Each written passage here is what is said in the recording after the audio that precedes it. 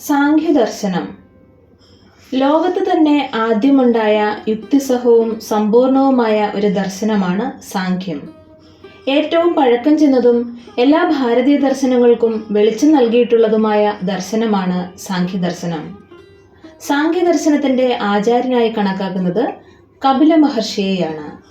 സാഖ്യദർശനത്തെക്കുറിച്ച് ലഭ്യമായവയിൽ ആധികാരികമായ പുസ്തകം ഈശ്വരകൃഷ്ണന്റെ സാഖ്യകാരികയാണ്. സാഖ്യദർശനത്തിൽ പ്രധാനമായും 2 തത്വങ്ങളെക്കുറിച്ചാണ് പറയുന്നത്. അത് മൂലപ്രകൃതിയും പുരുഷനുമാണ്. പ്രകൃതിയും പുരുഷനും എന്ന 2 സങ്കല്പങ്ങളാണ് സാഖ്യദർശനത്തിന്റെ അടിത്തറ. പ്രകൃതിയോട് പുരുഷൻ കൂടിച്ചേരുമ്പോഴാണ് നമ്മുടെ പ്രപഞ്ചത്തിൽ സൃഷ്ടി നടക്കുന്നത്. പ്രപഞ്ചത്തിന്റെ ആദ്യ കാരണമായതുകൊണ്ട് പ്രകൃതിയെ പ്രധാന എന്നും വിളിക്കുന്നുണ്ട്. സാഖ്യദർശനത്തിന്റെ പ്രധാന ലക്ഷ്യം എന്നത് എല്ലാത്തരം ദുഃഖങ്ങളെയും ഉന്മൂലനം ചെയ്യുക എന്നതാണ്. അതിനുള്ള ഏറ്റവും ഫലപ്രദമായ മാർഗം എന്നത് അവ്യക്തമായ മൂലപ്രകൃതിയെപ്പറ്റിയും ജ്ഞാതാവായ പുരുഷനെപ്പറ്റിയുമുള്ള വിശേഷ ജ്ഞാനം നേടുക എന്നതാണ്.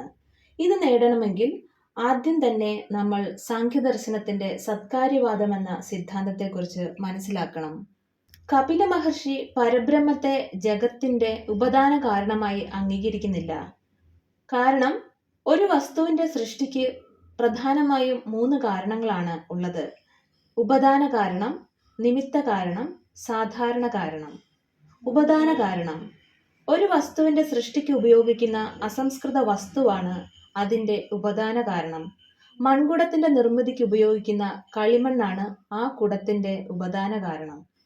നിമിത്ത കാരണം ലോകത്ത് നാം കാണുന്നതൊന്നും തനിയെ ഉണ്ടാകുന്നതല്ല, ആരെങ്കിലുമൊക്കെ ഉണ്ടാക്കുന്നതാണ്. മണ്ണ് സ്വയം മൺകുടമായി മാറുകയില്ല. കുശവൻ ഉണ്ടാക്കുമ്പോഴേ കുടം ഉണ്ടാകുന്നുള്ളൂ. കുടത്തിന്റെ സൃഷ്ടിയിൽ കുശവൻ എന്നത് നിമിത്ത കാരണമാണ്. സാധാരണ കാരണം മൺകുടത്തിന്റെ കാര്യത്തിൽ കളിമണ്ണ് കുടമാക്കി മാറ്റുന്നതിനാവശ്യമായ ഉപകരണങ്ങൾ വേണം. ചക്രം, ദണ്ഡ്, കാലം, ദേശം, ആവശ്യക്കാർ എന്നിങ്ങനെ നിർമ്മിതിക്ക് സഹായകവും പ്രേരകവും ലക്ഷ്യവുമായി തീരുന്ന കാരണത്തെയാണ് സാധാരണ കാരണം എന്ന് പറയുന്നത്. ബ്രഹ്മത്തെ ജഗത്തിന്റെ ഉപദാന കാരണമായി അംഗീകരിച്ചാൽ ബ്രഹ്മം പരിണമിച്ചുണ്ടായതാണ് ജഗത്ത് എന്ന് വരും. കളിമണ്ണ് കുടമായി തീർന്നതുപോലെ.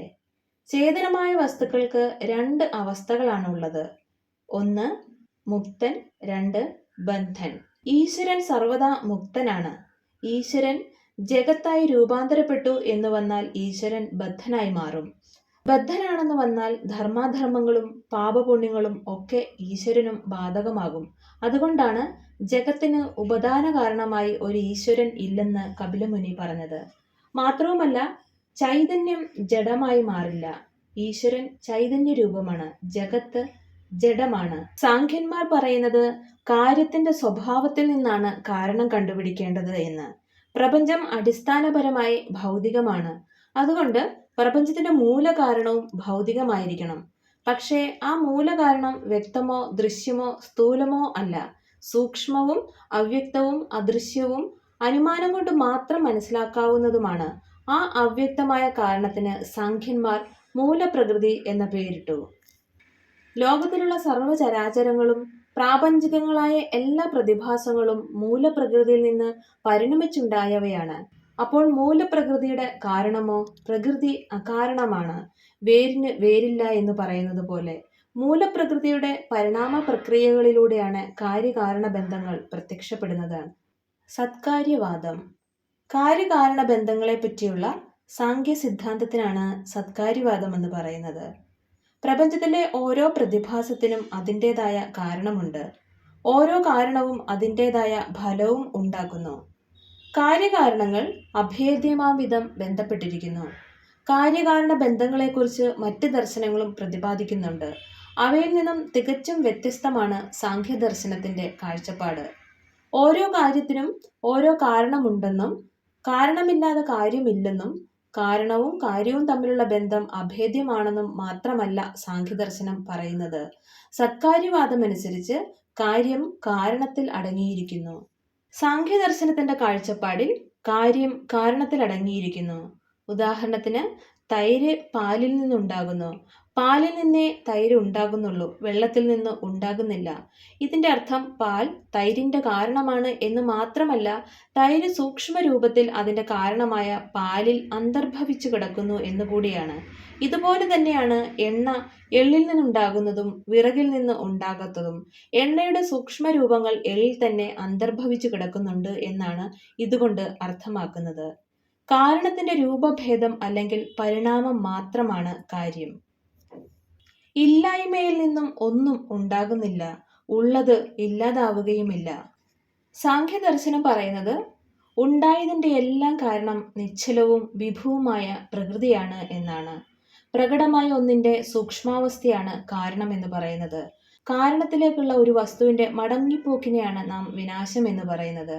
സർവ്വസാധാരണമായി പറയുന്ന മൺകുടത്തിൻ്റെ ഉദാഹരണത്തിലേക്ക് വന്നാൽ, കുടം ഉടയുമ്പോൾ അത് അതിൻ്റെ കാരണമായ കളിമണ്ണിലേക്ക് മടങ്ങുകയാണ്. അതിനപ്പുറത്ത് സമ്പൂർണമായ ഒരു വിനാശം അഥവാ അത്യന്താഭാവം ഉണ്ടാകുന്നില്ല.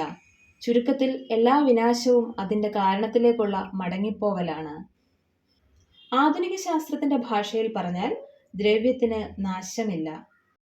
സാഖ്യം, യോഗം എന്നിവയിൽ ഏതാണ് മെച്ചമെന്ന് ഭഗവത്ഗീതയിൽ ശ്രീകൃഷ്ണനോട് അർജുനൻ ചോദിക്കുന്നുണ്ട്. അതിന് കൃഷ്ണന്റെ മറുപടി ഇങ്ങനെയായിരുന്നു: സാഖ്യവും യോഗവും ഒന്നാണെന്ന് ആര് കാണുന്നുവോ അവൻ കാണുന്നു എന്ന്.